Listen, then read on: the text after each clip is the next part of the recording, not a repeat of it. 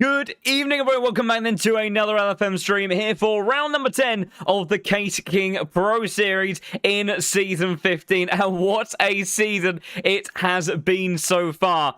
If this is you tuning into this for the first time, then first of all, a big warm welcome to you, but let me bring you up to speed on the situation of how this season has played out so far. After 9 races, we have had 9 different winners. That's a remarkable statistic that just goes to show the incredibly tight margins that we have had across this season so far. And as well as that, the winningest driver in Case King Pro Series history, Mr. George Boothby, finding himself at the top of the standings, but without a race win to his name. How remarkable is that? He is in there battling out with the likes of Nicholas Huben, Philip Manar, Eric Del Fanta, Grant Carrecas, last week's race winner at not Valencia, managing to rise to the top step of the podium for the first time in a while for the champion from a few seasons ago. And it has just gone to show exactly why this series is always so incredible. And as we go into the final quarter of the season, 3 races left to go. George Boothby leading the way, trying to chase that title that has escaped him for these last few seasons. He's had so much success in this series, but it's never quite come together in this closing stage of the season. But he goes into these final races with a healthy points advantage over those behind. But we know how quickly things can change. And whilst consistency has been key to his season so far, with the sorts of racing that we tend to have in the Pro Series, you can never count on how things are going to play out. So it's going to be an incredible one for the evening, I have no doubt. And for this evening, we are heading to another legendary circuit that's always provided us with exceptional racing. And that is, of course, to Imola, a historic circuit which has so much heritage and has played host to so many fantastic races over the course of the years. And tonight, it is playing host to our 10th round of the season. And we'll be having to see exactly how everyone gets on. George Boothby, like I say, he is chasing his first race win of the season. But with that, he is coming into this round with confidence. Not just because on the back of last week where he competed very, very well in and stood very, very strongly in that round of Valencia. He made up progress. He got points over his championship rivals. But he is arriving to a circuit that he feels confident at in terms of himself. He loves the circuit, and that Mustang that has got that incredible straight line speed, pretty handy and stable over the curbs as well, is looking likely to handle nicely around this circuit. So we'll have to wait and see how it all plays out. But I think it's going to be a fantastic evening of action, as we always tend to have here in the Pro Series. Drivers in the middle of their final few moments of practice. We'll have a bit of a look-see to see how they're getting on in just a moment. And of course, those times are always so important to getting yourself dialed in, ready for racing goodness, and making sure that you are dialed in and ready to take on this incredible, incredible circuit. We'll take some panoramic shots around here for just a moment, because it is a wonderful, wonderful place for racing. And I'm very interested to hear your bets in the chat for the evening. Big warm welcome to those joining us in chat for the first time. Of course, we are only now 80 followers away from 4,000 followers here on the English Twitch channel. Thank you so much, everybody, for the amazing support. Can we hit that milestone by the end of the season? It'd be absolutely exceptional if we can. But whilst we look to move forward with all of that, like I say, I would love to hear your thoughts and feelings heading into this incredible evening of action. Who do we think is going to rise to the top step of the podium? Do we think George Boothby is finally going to get that race win? Or is it going to be somebody else? We've had some real dark horses ending up taking victory so far this season. It's made for such exciting action. And when you've got championships on the line for George Boothby, right now, he doesn't realistically need to risk it all entirely for the championship. He just needs to continue to do what he has been doing over the course of the season. That is just put in good result after good result after good results. And if he keeps that up, who knows? I don't want to say too much. I don't want to jinx it too early on. But he's certainly making his campaign ever stronger if he keeps up that level of consistency. That is for certain. So it'd be very interesting to see exactly how he gets on. We've got some folks there. Luke Whitehead for pole position, and then Papyrus to let Puthby win.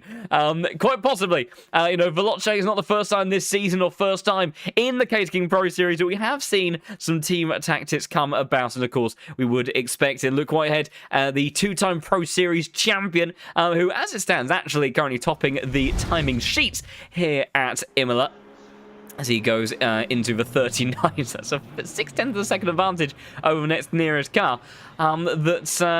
Yeah, he hasn't really had a full-on campaign as compared to other seasons. So he really is kind of here having some fun, enjoying the competition. But at the same time, will, of course, be looking to help out his teammates. So Aidan Walsingham playing rear gunner as well at last week's round. And I must admit, last week, the pace Aidan Walsingham had was extremely impressive. And I wonder if it had been earlier on in the season, would we have seen him really go for that race victory? Could he have had just those vital other hundredths of a second necessary to get Grantis Carreras? Because Grantis, he was absolutely flawless last week. Oh, I was trying to get to it. There he is.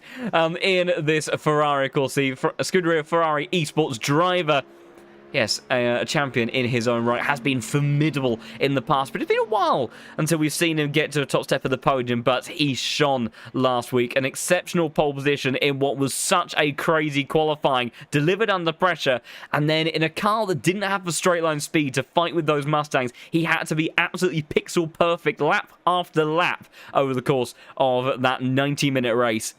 And he did absolutely just that. And in other exciting news, apparently, we have 4 Boatleys in the field. Oh, well, it is a good evening indeed, as we suddenly look in towards the skies and scenery, as I think Grantis just pops out of the session, maybe for a split second, not quite sure what's happened there. Hopefully he'll be all okay and good, but we do in fact, like I say, have Boatleys in the server. Now I think that so yes, exactly, one of the big favourites. Then we have one Boatley there in the hands of Timu Karpinen, the Visceral Esports driver, taking a very popular win not too long ago, and see Martin Lawrence once again joining us in the server for the evening. And I would have to assume, is this man in one as well? There he is. Christoph Verstreppen for Verstreppen Motorsport is another one of our Bentleys. And I'm going to say, I can't see the manufacturers on my overlay, so I'm having to guess as I go.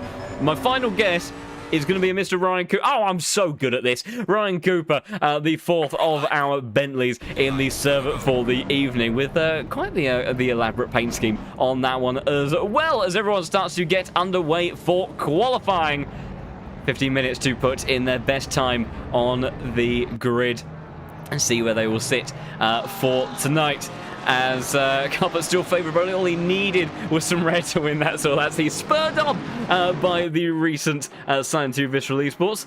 And interesting opinions in the chat over this circuit. Now, George Boothby absolutely adores this track. I must admit, in actual fact, I really love Imola as well, whether it be on ACC or a variety of other sims.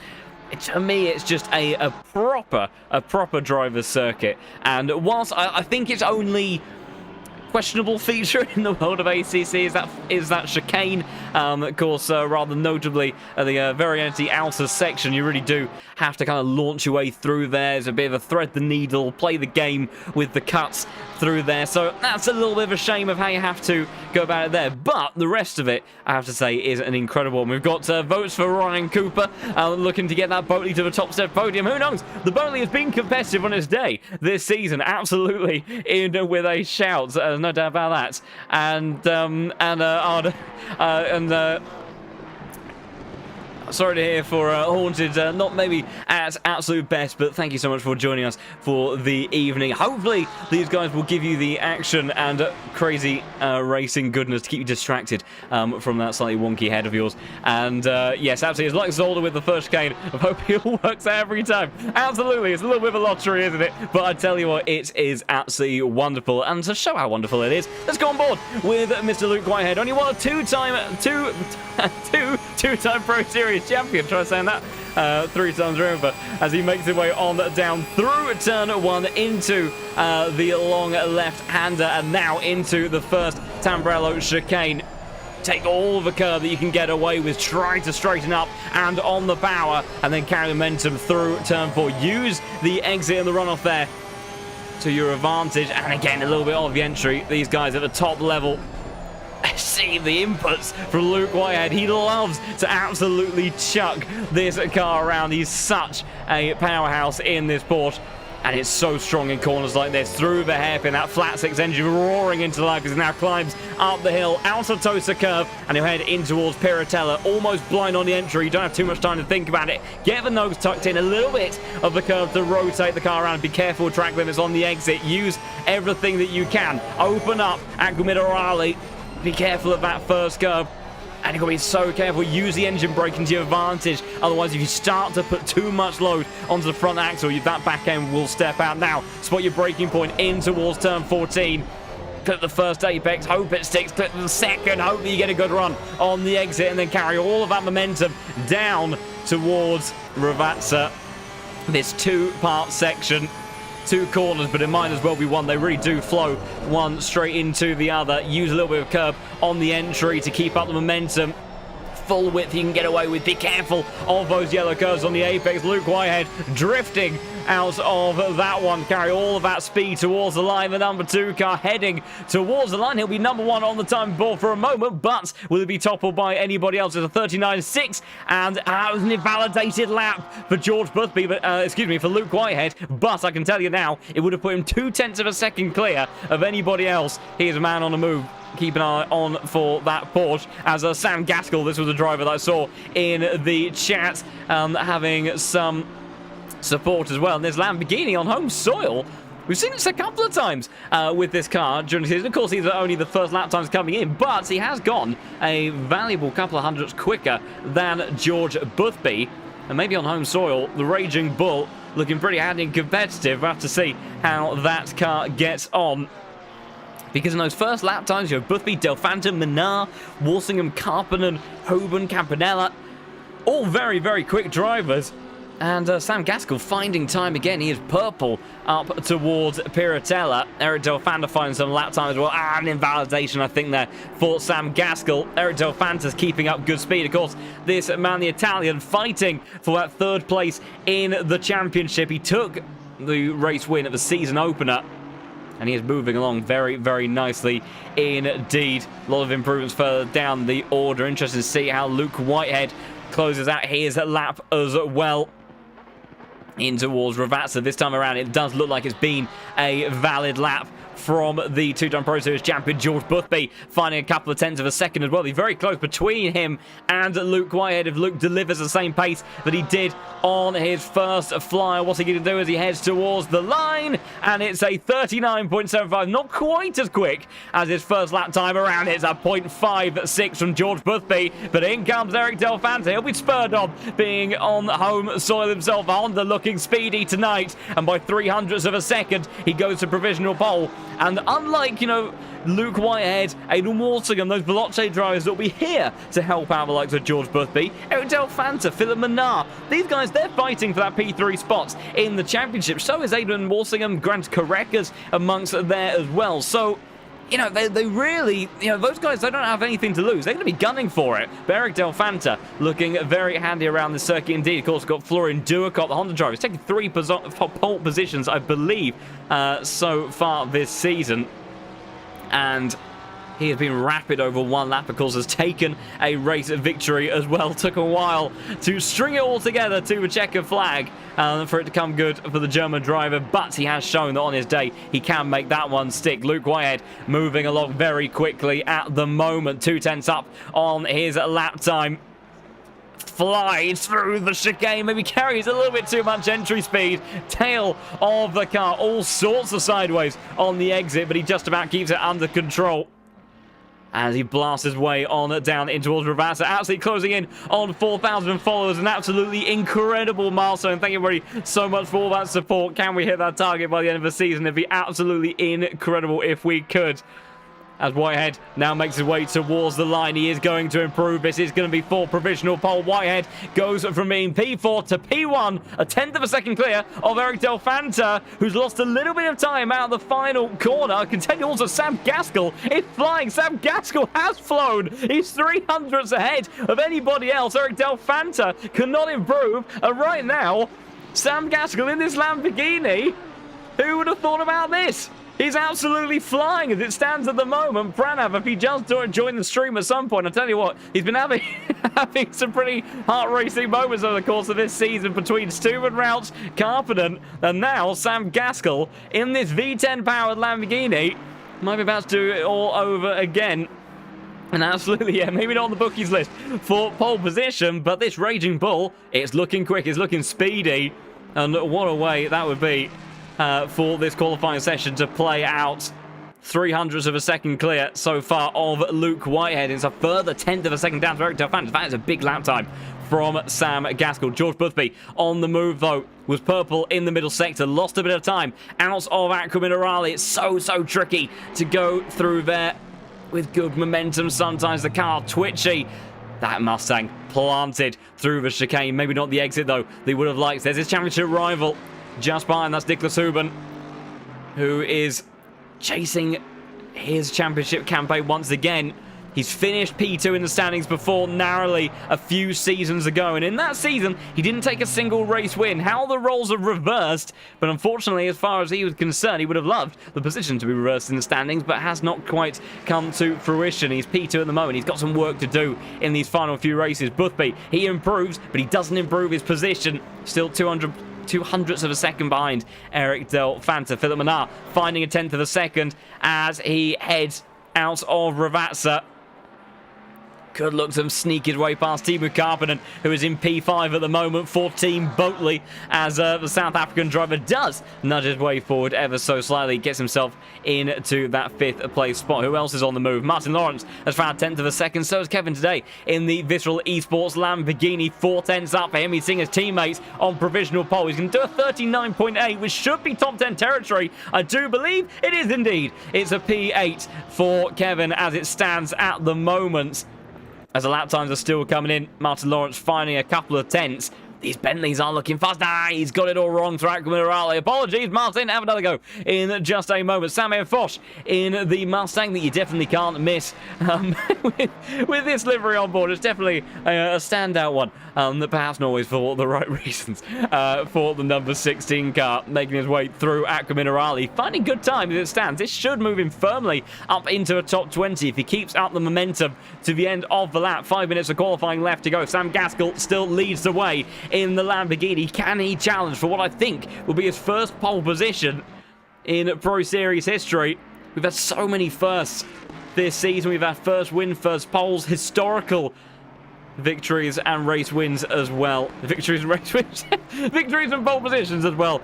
Mr. Commentator is too excited about the way this is going to play out because I think this is going to be an incredible race. Samuel Foch going towards the line. He's maintained that delta of half a second as he comes on towards the line, where they're going to put him in the field, and it is going to be good enough for P16, almost into a top 15, but Marco Bischoff, the two-time Pro Series champion, just 5 thousandths of a second clear. Meanwhile, Campanella, another one of these Visceral Esports Lamborghinis, he's finding good time, 3 tenths of a second up, and that would start to see him close in towards the top 5.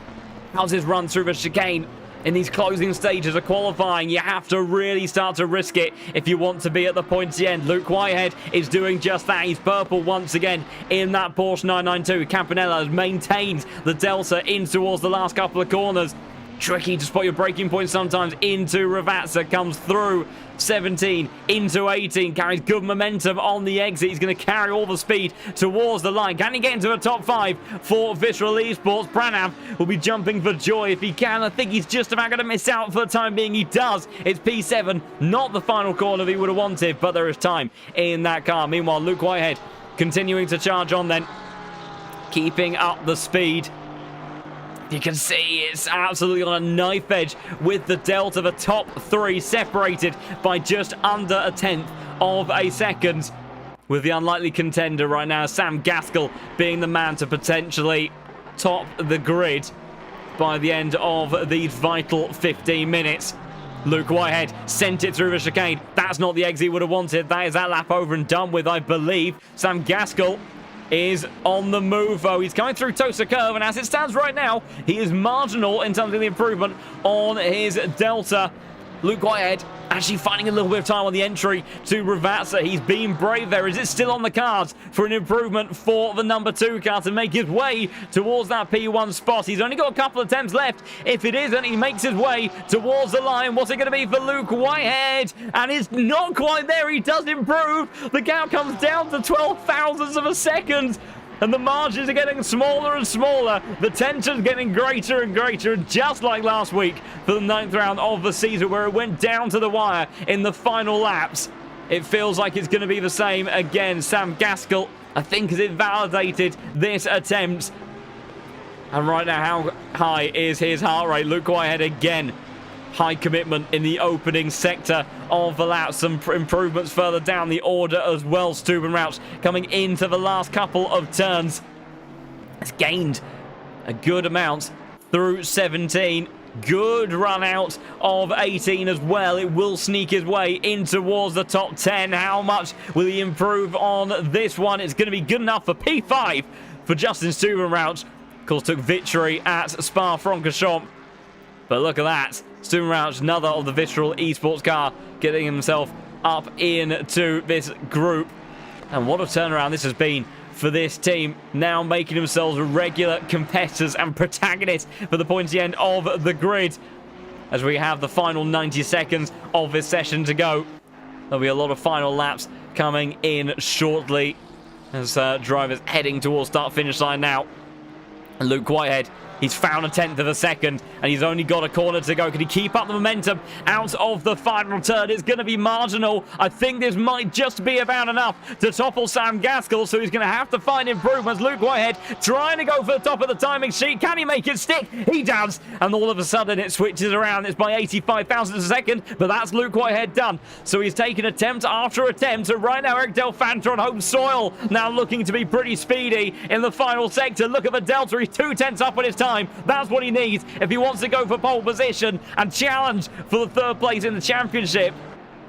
What does he do through the final corner? It's neat and tidy. If he's got the fuel, he'll even have time for one more. This is a big lap time from Eric Delfanta and might be good enough for provisional pole. The Italian job car trying to see if he can do it for his home country, and he does. It's a 2:42.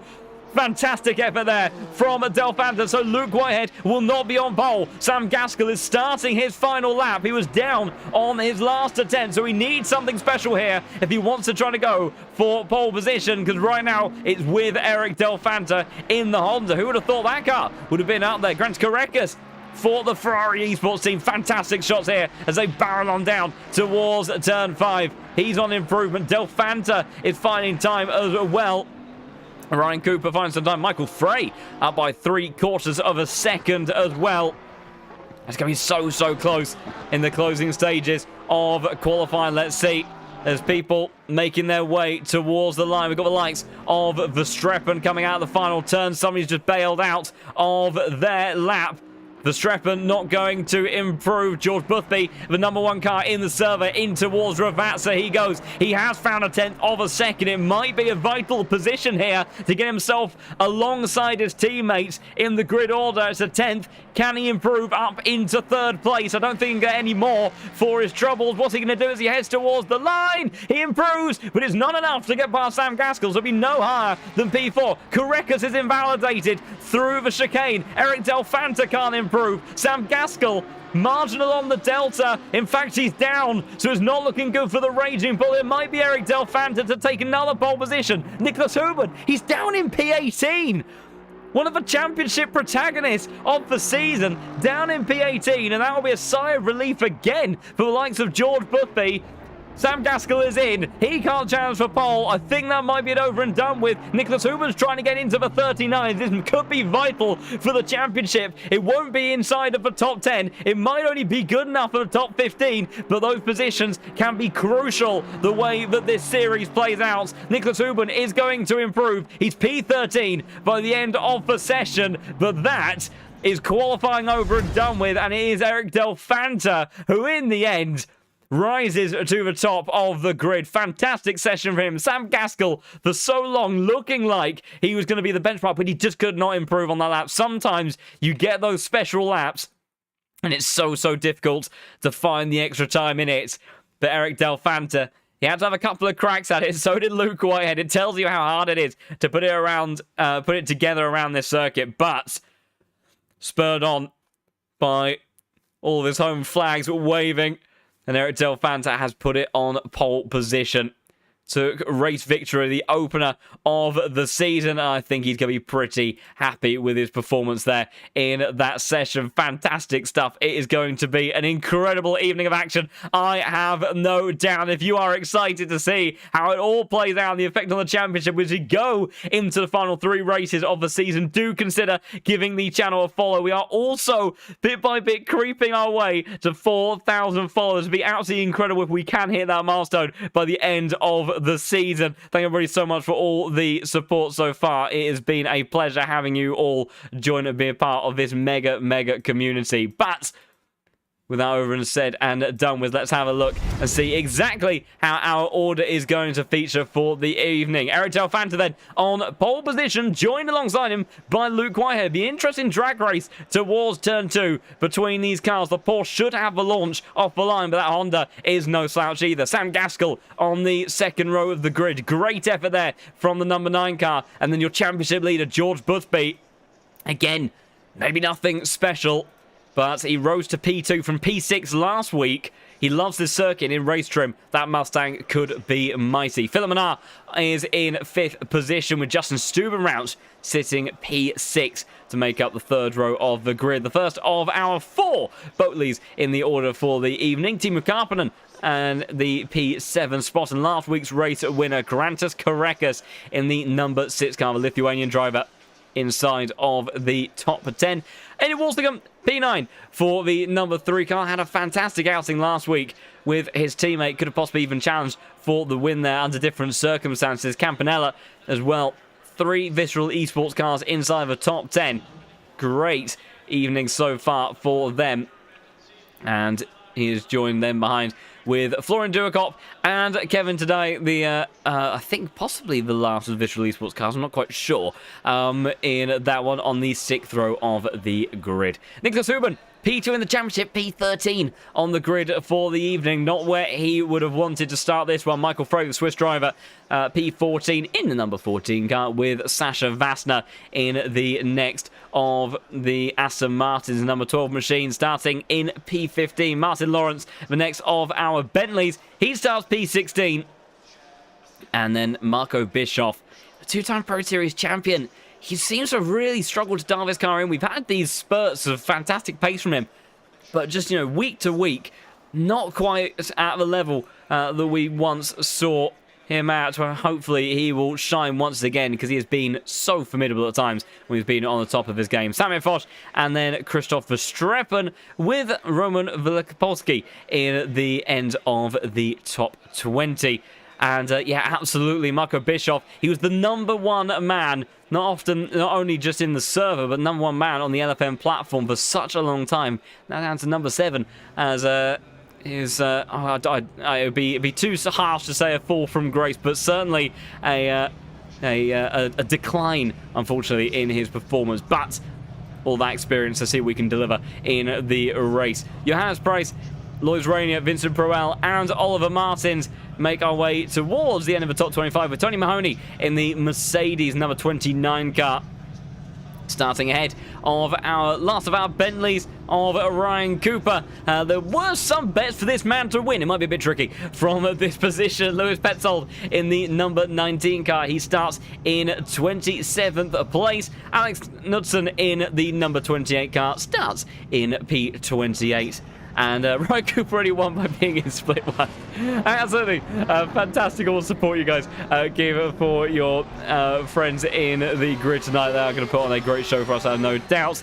As Patrick Nagy and Josef Kufel make up your last couple of positions on this fantastic grid as they make their way through the formation lap. And we are very shortly going to get underway for 60 minutes of action.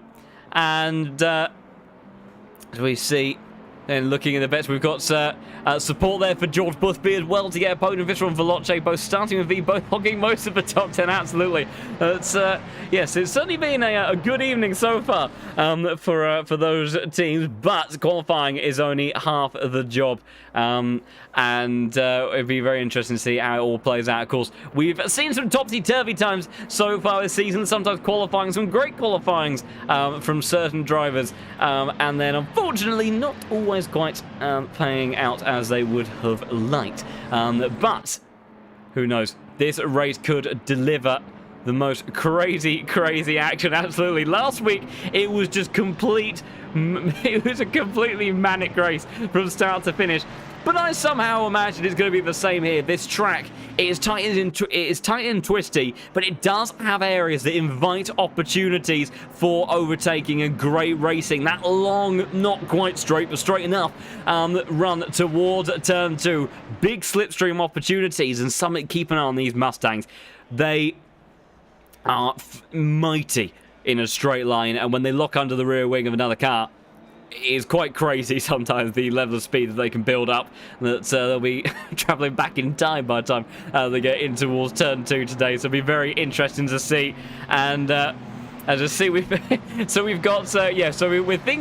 the Boothby could be going for a podium. Boothby trying to go for his first win. Ridiculously, would be his first win of the season for the winningest driver on the platform.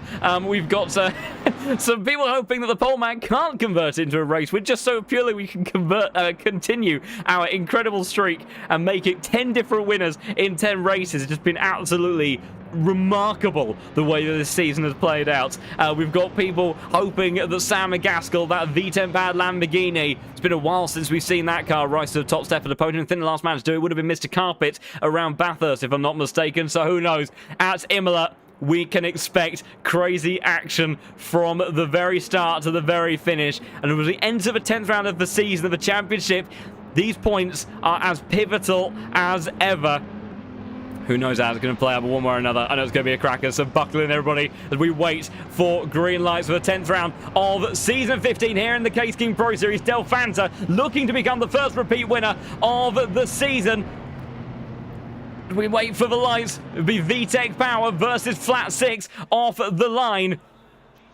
And the start line is slightly further down the street from what I remember, but they are underway. A green flag, and it'll be side by side in towards turn 2, and a significant good launch for Luke Whitehead, who's immediately challenging towards the outside line as they all bundle on down into the first turn. Eric Duffan's gone very deep into turn 1. He's gone across the gravel trap, and Luke Whitehead and Sam Gaskell have gone through. Boothby's up into P4. There's contact behind, a little bit of attack between Manar and Stuart Rajamara. Boothby trying to go up into the top 3 already. There's been carnage further down the order for a couple of cars, and that's getting very tight for the championship leader. And Boothby has dropped down. He was squeezed on the exit. He's got to be careful. He needs a consistency. He wanted to go for the podium immediately, but it hasn't come about like that. But Luke Whitehead then leads ahead of Sam Gaskell. They've broken away from Del Fanta, who was deep in towards turn 1, lost the lead immediately. And now Boothby, as we look back, Stuart Rouse, Manar diving down the inside. He's going for P3 in the championship, so he needs the points and positions as well in towards Aqua Minerale. They will go for the first time as they fly on through. You can see some side-by-side action in the background. Who was, I think it was Martin Lawrence, who has all sorts of bravery with one of the championship protagonists, Nicholas Hubert, who has not had a good start. He's down 2 positions as his teammate Sasha Vastner now behind as they head in towards the chicane for the first time. He's single file most of the way except Samir Foch, who fancies his way up the inside of Sasha Vastner, but it's not going to work out. He'll end up all over the curves, and then it'll be Marco Bischoff who tries to go on through. The Streppen will watch on, I would say patiently, but not very patiently with the way that this is playing out. In towards Ravazza they go for the first time. Samir trying to hold it together on the outside line. I think there's a car to the outside of this Bentley as well as they head on through turn 18. There you can see it's Oliver Martins in the Aston Martin. They will be side by side on the exit of the corner. But how's it all playing out for the leader, Sam Gaskell? Does he fancy any sort of move onto Luke Whitehead on the run in towards turn 2? He's too far away, but these two, they're 1.3 seconds clear of Eric Del Fanta as they continue to push on. The action heating up behind. Florian Duacop trying to move his way forward. He's gained a position so far in this race. It's Campanella, but he's hunting down. But George Boothby, great start to begin with. has managed to go into P4 after all, so he's held position, but it all got a little bit dicey for a moment, and that would have been a heart in mouth point for the championship leader, who is just looking to continue to bank in these points. He doesn't need to do anything more than that, but of course, he's a racer. He wants to go for the race wins, and he loves this Mustang. He loves it around this circuit as well. We go on board Florian Duakop here, down in towards Aqua Minerale. You see, trying to keep this car. It's a bit of a layering one. The Honda doesn't always like to play ball as he comes through those couple of corners, the downhill, and then into the compression. He keeps it all together. But the chicane, you've got to be patient and consistent here, and that's not what Florian Duakop has delivered. And I think he might be in a little bit of trouble here, potentially. It's Aidan Walsingham in the Mustang as they head on down towards Ravazza, but the Honda looking pretty handy in a straight line. But there you go. There's the speed. You just caught a glimpse of what might be to come on the run in towards turn 2. The Mustang, I don't want to say it starts off slow, but you think, it's a big enough gap, although it will be a big enough gap with an exit like that. It does start to build up momentum. How does the Lamborghini of Kevin today fancy a move potentially towards Aidan Walsingham as they head on down towards turn 2? We'll keep an eye on that one. Also, that was George Boothby thinking about one on the Honda. Couldn't make it stick. What about Kevin for this release sports? Can't make anything happen there. They'll have to wait for another opportunity, as it was Philip Menard last time around did the fastest lap of the race. This little trio of Mustangs, Boothby, Menard, Stube and Rouch, very close together. There's a yellow flag further down the order. It's Lois Rainier, I think, that's got... Oh my goodness, what is going on here? About 14 cars wide. There's a Mustang off in the background. Villa Kolospovsky in the 30th position now, as these guys are right. Oh, ding-dong in towards Tosa Curve. That was a Ferrari of Vincent Proel trying to send out the inside of Lois Rainier. That one is not going to stick. And then the side-by-side on the exit. Calm down, lads, as Joseph Kufel trying to run away from this run. It's Alex Knudsen and Tony Mahoney. And then in towards Piratella. It'll be the Mustang that comes out on top of that fight. But carnage further down the order. More or less, though, everyone just about keeping it clean. Bit of a tricky one in these circumstances. We're only 5 minutes into this race, and this is exactly the level of action intensity I anticipate for the remaining 55. Down towards Ravazza they go. 0.6 of a second between Luke Whitehead and Sam Gaskell. Luke Whitehead, so often when he's in this lead position at the start of the race, it reminds me of kind of golden era Sebastian Vettel.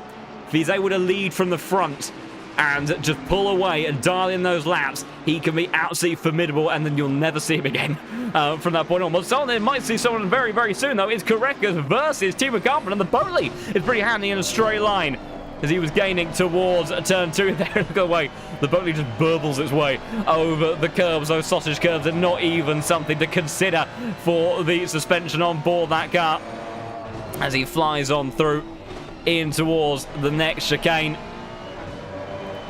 And then down in towards Tosa Curve, losing a bit of momentum, though, compared to the Ferrari. It's so good in these medium and high speed corners. So have to wait for an opportunity. Battling further down the grid once again. Ryan Cooper, a man that's viewers had their eyes on earlier on. And now we watch as he fights away with Tony Mahoney, the one Mercedes in the grid. We'll go on board. We haven't been on board with Mercedes in a while. Makes a thunderous noise up towards the hill of Piratella. And when you're in these trains, you thought it was hard enough trying to spot your apex and your entry in towards turn 9. It gets so much harder when you're following just behind another car. Down in towards Aqua Minerale. Getting a little bit of aero wash from that big wider Bentley in front, making a whopping great hole in the air and allowing you to pull up behind it on the straight, perhaps, but at the same time just losing you a little bit of grip at the same time. Sasha Vassner applying the pressure to his teammate Nicholas Huben. This is not what he needs for the championship. He's had some difficult results over the course of this season, as Sam Gaskell keeping Luke Whitehead on his toes. 39.747. There you go. Updates on screen. 1/10 of a second quicker than your race leader. Sam Gaskell is still trying to go for the race win here. And my goodness, can you imagine Pranav? He will well, he will have the most wonderful and enjoyed meltdown of his management career, I imagine, so far. If it were to make it 3 victories for his team this season, what a result it would be for them. And apparently Nicholas Huben driving a little bit wounded, not in the car in real life, so I wish him a speedy recovery. So it really is damage limitation perhaps then today for the German driver. Of course, still 2 races after this one's turning around, but for those who aren't familiar with the structure of this championship, of course, 2 drop scores across the season, and it has had a couple of clangers already that I think are already very much going to be factored into that. I'll have a look. So, yes, he's had a no-show of the second round of the season, and he's already he's had 2 performances that I think were towards tail end of top 10. So, yeah, you know, this likely won't make the result currently any worse, but it does leave him with a lot of work to do in the final parts of the championship. Vincent Proel making his way past the McLaren of Lois Rainier, as meanwhile Grant Korekas and Teemu Karppinen continue to have their scrap. As towards turn 2, I think Karppinen could be in with a shout here. We go on board with the Bentley. Will he pull alongside the Ferrari in towards turn 2? They go. Grant Korekas, he's going to go defensive, and you heard the lift there from the Bentley. Get such a wonderful tone out of this car. Side piped as well, all for extra audible goodness. As, my goodness, the closing speed of that Bentley in towards turn 5. Just so comfortable through the opening couple of turns. And then in towards Tosa hairpin. This is where the car will start to get a little bit leery. Perfectly demonstrated by Mr. Carpet. You just saw those front tyres twitching away, but he keeps it all under control. And he continues his pursuit for P7 in this race onto Grantas Korekas. Last lap, it was very even between your race leaders. 39.912, a 39.900, a 39.895 from Del Fanta, 990 from George Boothby, 817 from an... Oh, that's a mistake there from Carpenter, and that's not quite what he needs. I told you Bentley was twitchy in some of these slow speed corners, but he keeps it all just about together, and you have to try to reel in the Ferrari from here. But this top 6 group of drivers, they are all within a tenth of a second of one another. They are absolutely flying as it stands at the moment. Also, apparently Marco Bischoff's 100th race in the Pro Series. Of course, the 2-time Pro Series champion. Maybe not in his finest form as it stands at the moment, but still having some tremendous battles in the order and fighting away in this Mustang. Of course, a man driver delivers so much for the Pro Series and has put together some of the finest races, pole positions that this championship has ever seen. So wonderful to see him back on the podium. As meanwhile, just in front, he watches on to this fight. Sasha Vast, you can see he's really having a go towards his teammate here. Nicholas Huben definitely not feeling comfortable as it stands right now and is under pressure. As meanwhile, it's Jon Watts just behind it. It's the 2 Lamborghinis going side by side. It's the teammates as well. It's Campanella versus Kevin Tadai. Branav's just joined us and might be about to have a very scary moment depending on how these guys play it out. Michael Frey has got a fantastic view of the action. He watches the 2 Lamborghinis. He's got Huben and Lawrence side by side just behind as well. And oh my goodness, Michael Frey trying to find a gap. He can't find his way through. We'll have to go to the helicam, I think, for this one. Look at the side-by-side action in towards Piratello. It's Campanella ahead of Kevin Tadai, and then behind Michael Frey, 2 by 2 they will go between the likes of Bischoff, Sasha Vassner, and then it was Huben and Martin Lawrence. It was the Bentley that came out on top of that fight as well. Incredible. Branav absolutely reacting accordingly to how I would anticipate a team manager to go, but of course he'll still be looking forward to seeing what Sam Gaskell can do at the point in the order. Is also Stubenrouch having a great run of form as well. Nightbot clamping down on all of the excitement as well in the chat. Happiness not allowed, according to Nightbot. He means well. He really does. He loves you all as much as we all do here as LFM. He's a bit wonky. Meanwhile, we'll go on to the start-finish straight once more. Gap 0.8 of a second between Gaskell and Luke Whitehead. These lap times, they are so close together. But your top 2, the only 2 cars right now in the 39s on the last lap. These guys are flying and they are extending their advantage relative to those behind as they make their way down the start-finish straight. Sakmir Foss in the Mustang has got great straight line speed. but not quite enough. Oh, there's no yellow flags, and there's Campanella. Campanella has gone into the gravel trap, and Kevin today is also having an absolute mare. I've got a horrible feeling that Branau's worst nightmare may have come to fruition there. They were very close together on circuit. I'm not quite sure on that. Unfortunately, I cannot risk going for a replay, otherwise everything may explode. So I've got a feeling, though, that Kevin and Fabrizio may have had a moment together. And, yes, visceral rules. I'll leave that one to you, Brad. I never fancy being in the position of team manager when you've got multiple cars out on circuit. But we will continue on. We'll shy away from that one for just a moment. See where the action is elsewhere in the grid. Tony Mahoney applying the pressure to the back of Ryan Cooper in the Bentley. We saw, of course, Timo Karppinen getting a bit leery through Aqua Minerale a bit earlier on. But no such issues for Cooper there. White flag for Johannes Preus. Just a little bit of an awkward entry in towards the chicane. Christoph Verstappen has a huge run onto Oliver Martin. He's going to head down towards the inside line as they go into Ravazza. That turns to the outside line. He'll be squeezed towards the gravel. And it might be Johannes to capitalise on it all at this rate. They come out of turn 18. The Aston Martin holds onto the position for the time being. And they go flashing lights there from the Bentley. But he can't focus too long on the Aston Martin because he has company in the form of that Porsche.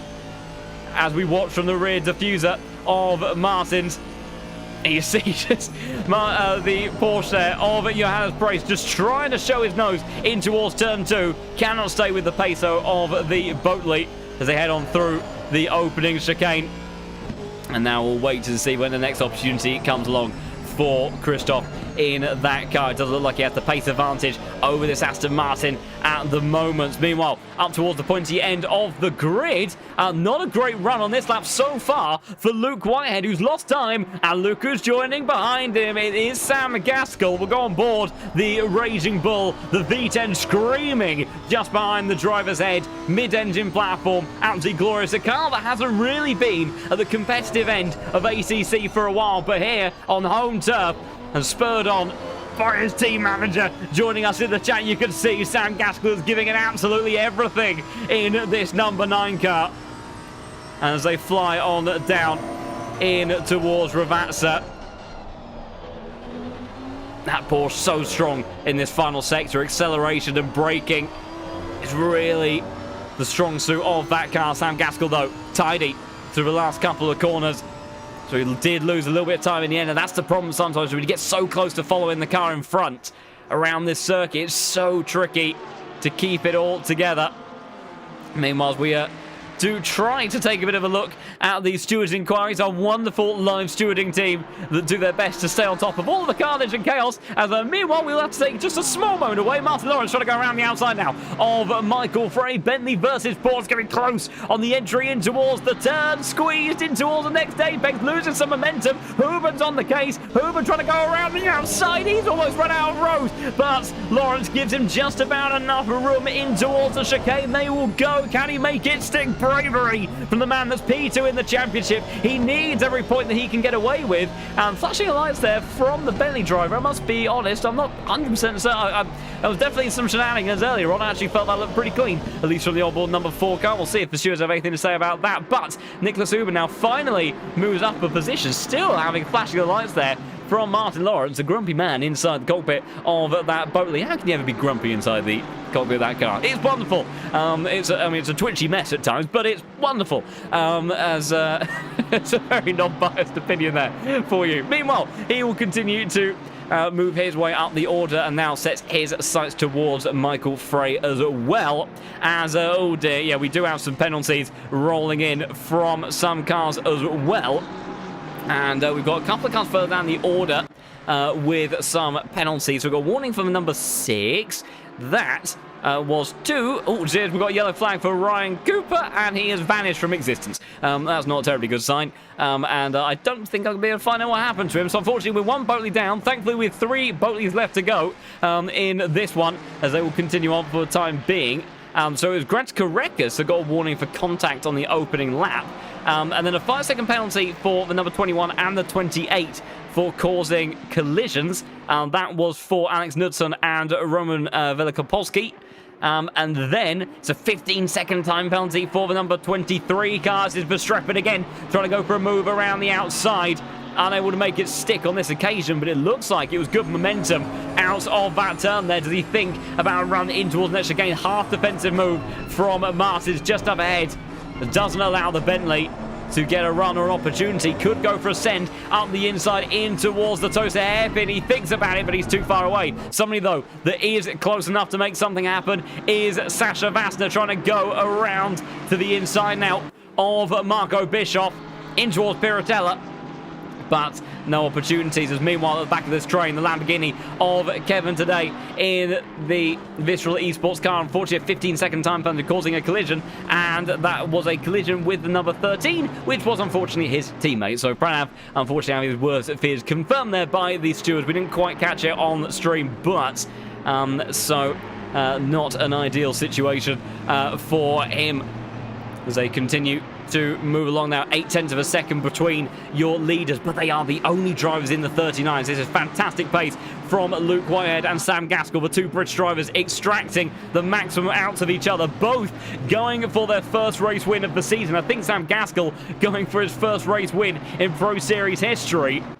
And what a show they are putting on. They're 2.3 seconds clear of Airtail Fanta. We might be on target to continue our streak of 10 different winners in 10 races. Incredible stuff here. As I say, the Walsingham trying to make a move on Florian Duacot. The Mustang top speed comes to fruition, gets the job done nice and tidy there, and up into P9. He looks to go. Valuable points there for the British driver. He sits P6 in the championship at the moment.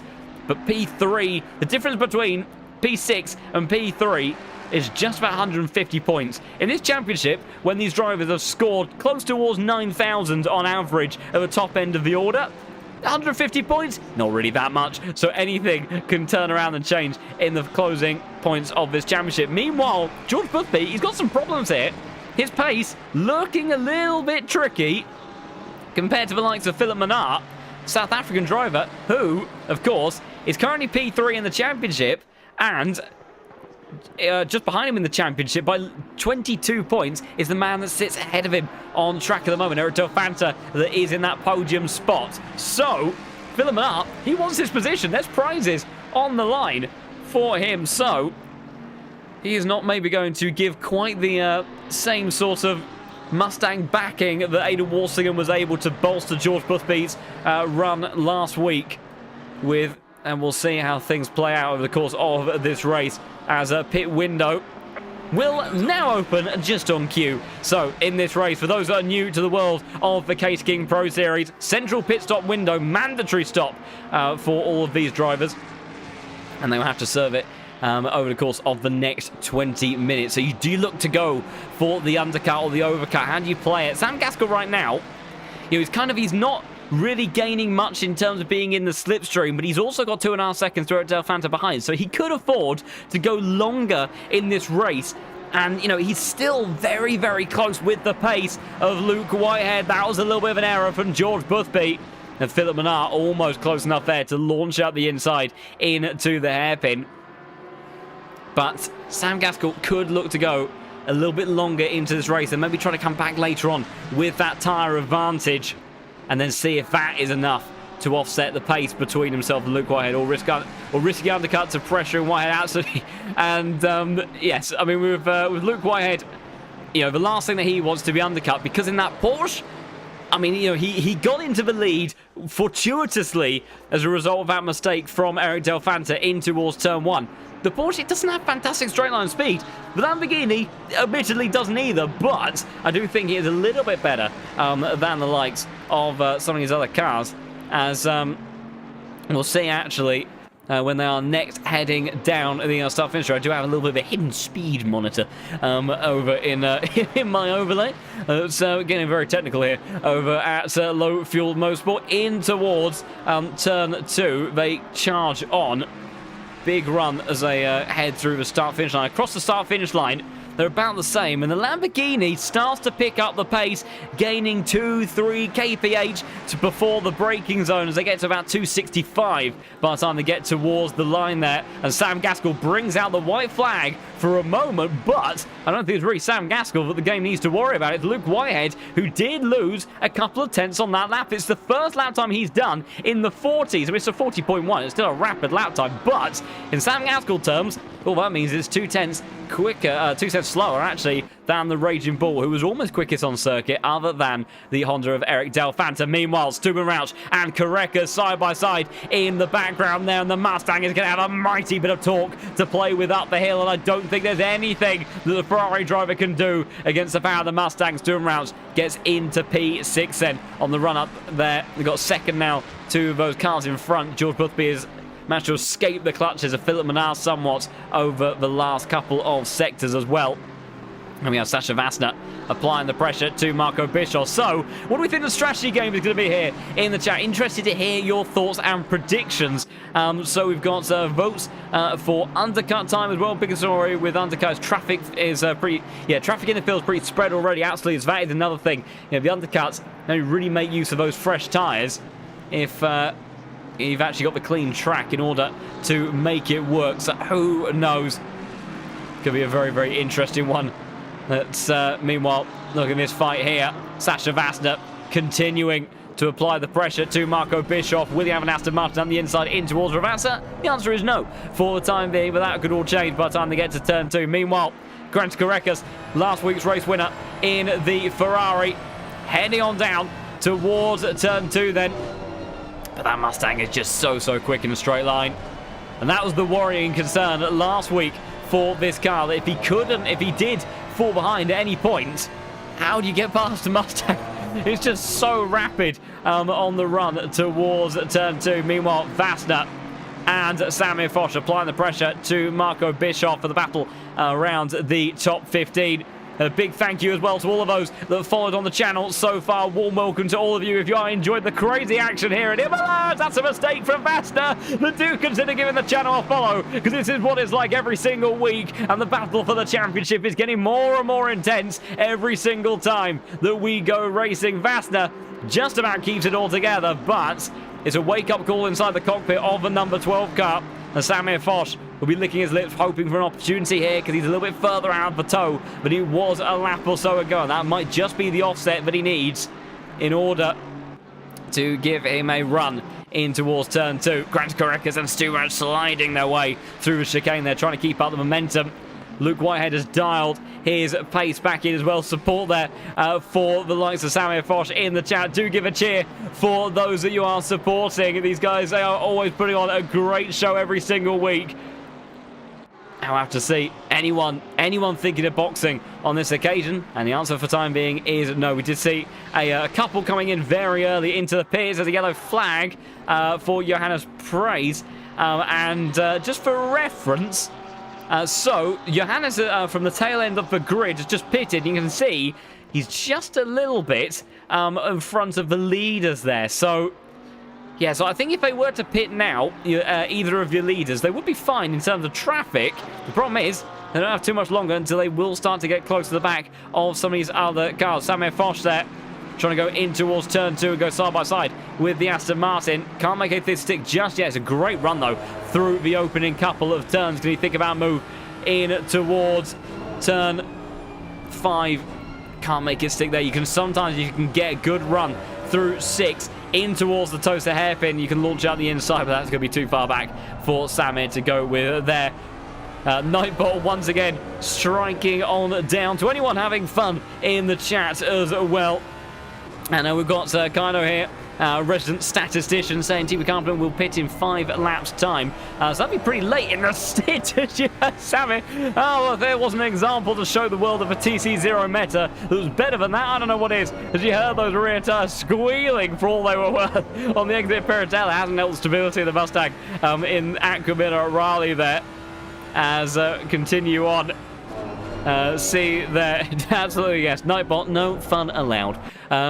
Meanwhile, as Michael Frey just coming out of the pits there.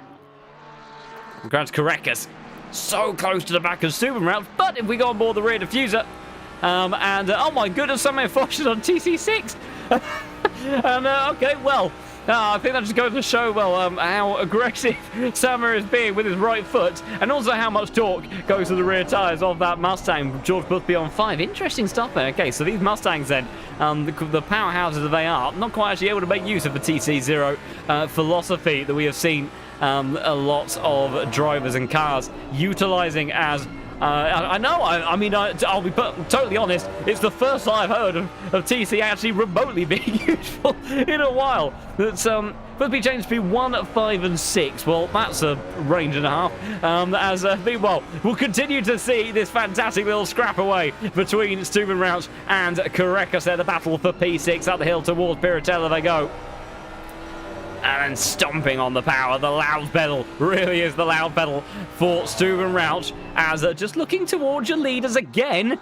And that's a lot of time lost for Luke Whitehead, and surely they have to think about coming into the pit soon. They are coming up to traffic, and that is not what the likes of Luke Whitehead and Sam Gaskell need. That was a launch and a half from Luke Whitehead through the chicanes. Got to be careful with track limits there. Gaskell sniffing the exhaust of Luke again. He absolutely is in this Lamborghini. And they continue into Ravazza, a little bit deep on the entry for Luke Whitehead.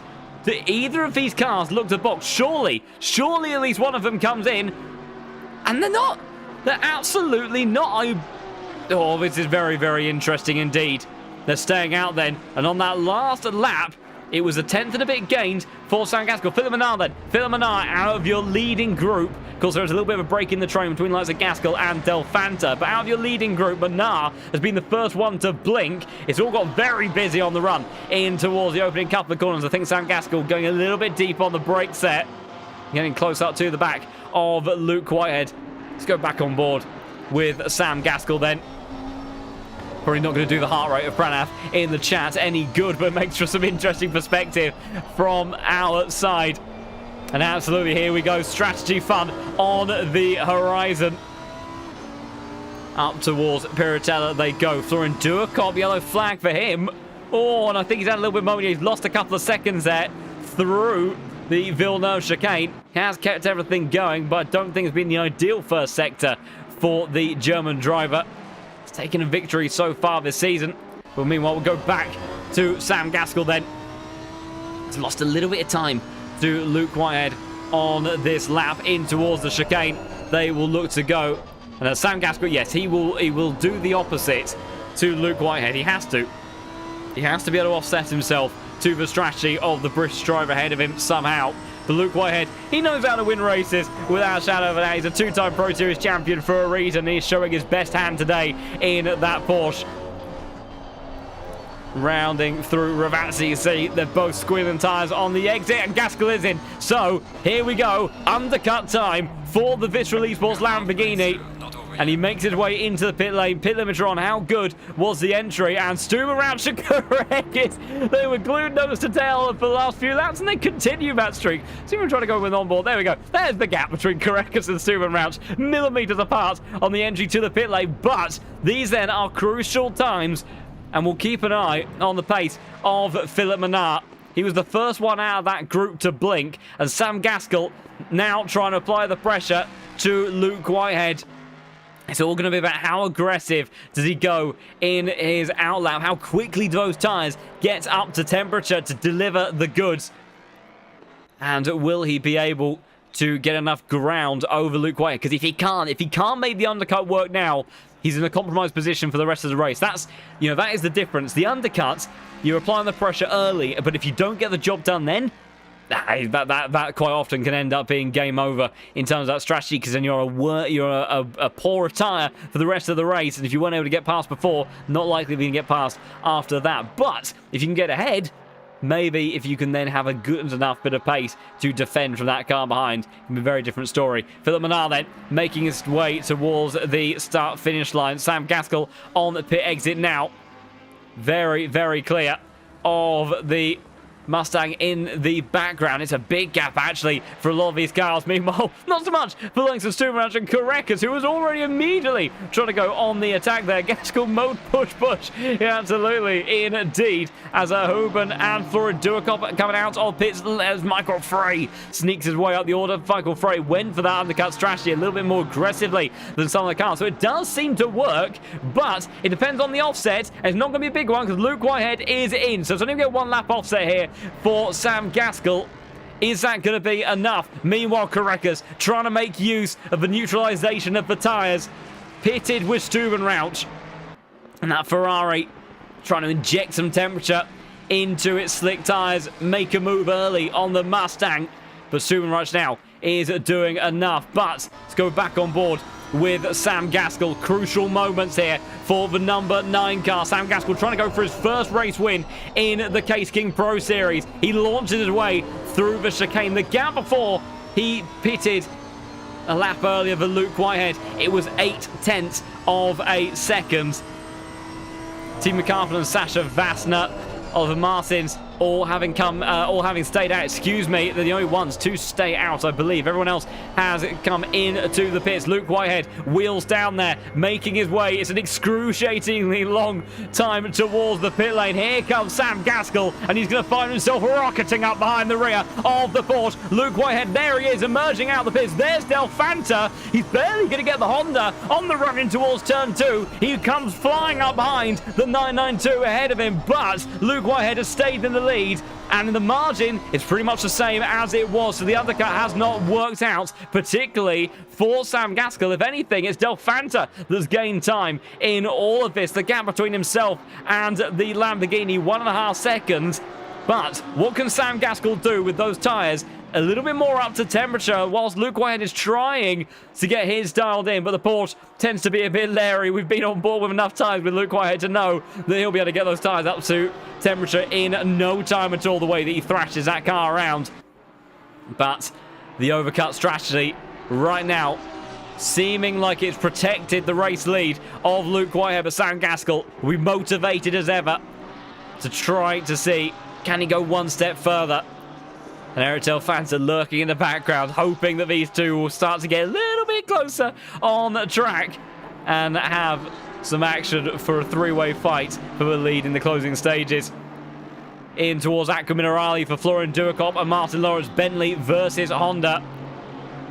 And big thank you there for the support. It's an interesting operation here in the comms box on a single monitor, a couple of wonky windows to try to put it all together. But hopefully you guys are enjoying the action at home. I certainly am, with these guys putting on an amazing show week in, week out. And Imola, I knew it was going to be a cracker, and it is being just that. 25 minutes left to go in this race, and absolutely we are also approaching drive-through territory for anyone that has been racking up those warnings just bit by bit over the course of the race so far.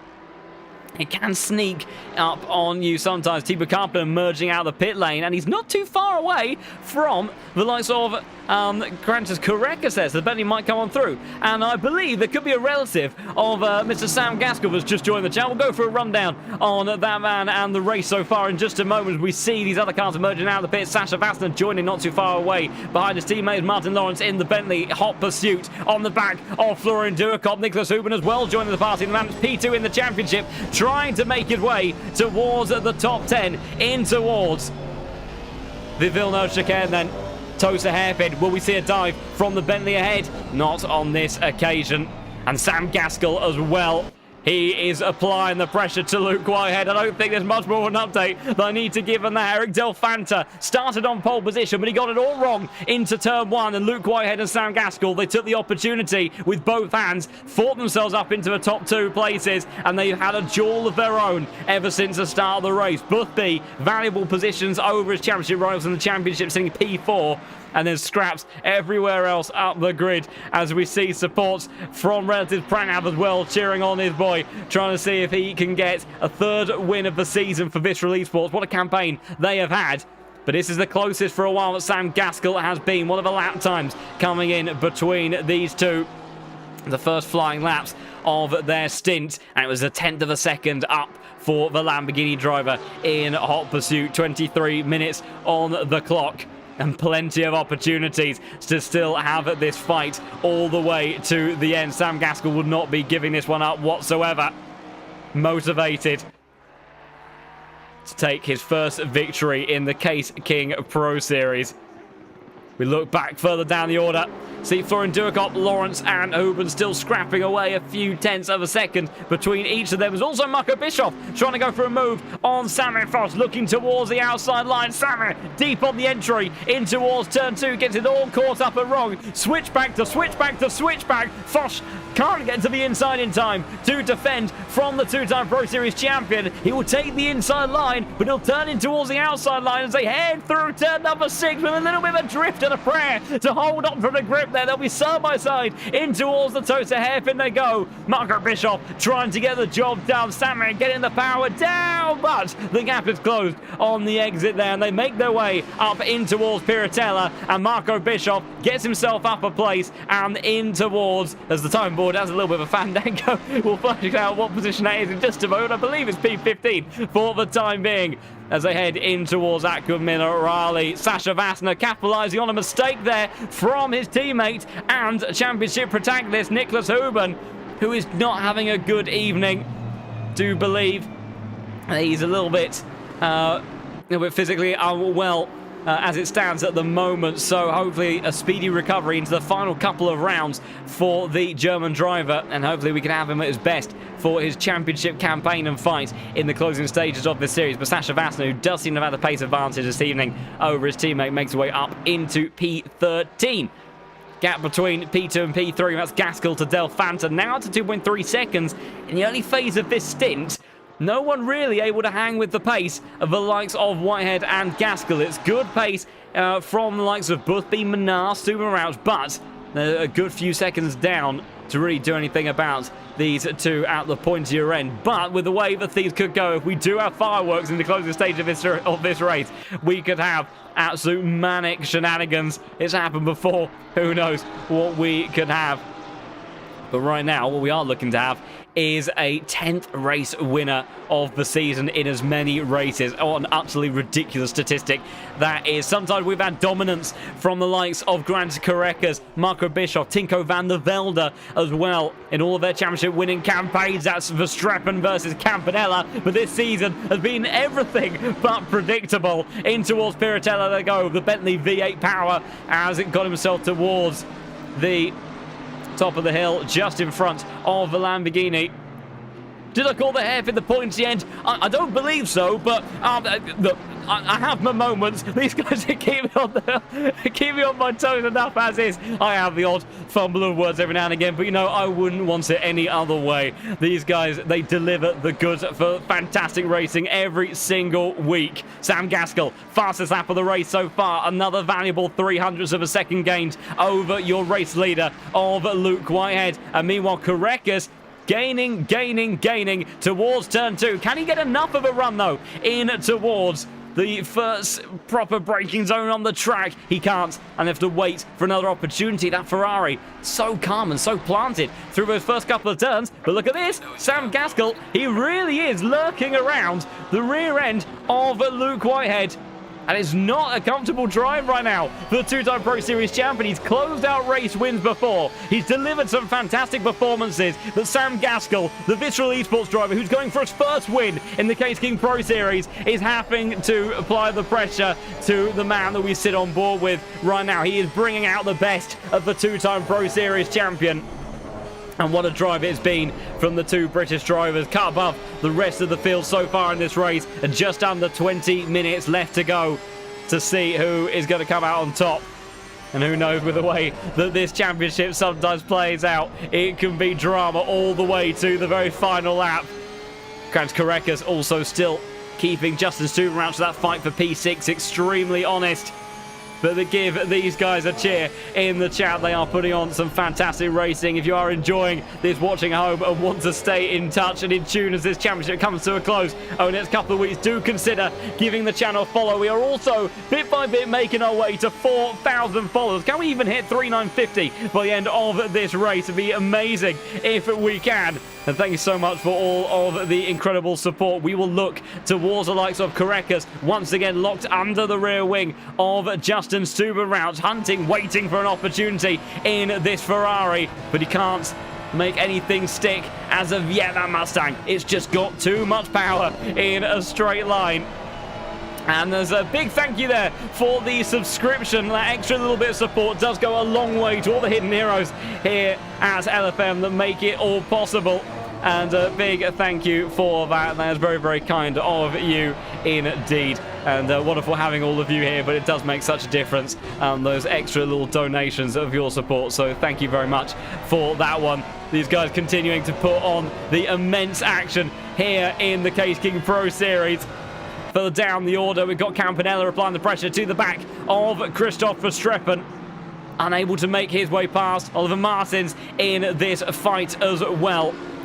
And you can see Campanella not hanging around there by any stretch of the imagination. He sends it from Narnia in the Lamborghini, of course. He was having a fantastic race and he came together with his teammates, and now he's on the recovery drive, but he's got problems because Verstappen with the V8 torque on the run up the hill in towards Piratella is giving some trouble to the Lamborghinis. Hold on to that one. We'll go on board with Martins, who's also trying to get involved. The outside will turn into the inside. He can't stay there into Acrominerari. Campanella's got it done, has he? He's got a little bit wide into this section, but he just about keeps it all together in the end.